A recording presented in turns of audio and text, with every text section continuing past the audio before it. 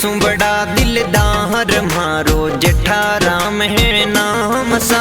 ठाट बाट सूरेवणा आपरा काटे रे वो आप सा। मोरे गोहवरी बातों निराली पांचों गाँव में रेवणा सा। चांद सोनिया रो थारो मम्मी पापा रा लाडला।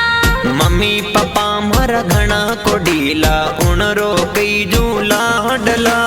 ठर के सू तो आप चालो रेलो प्यारी लागे सा।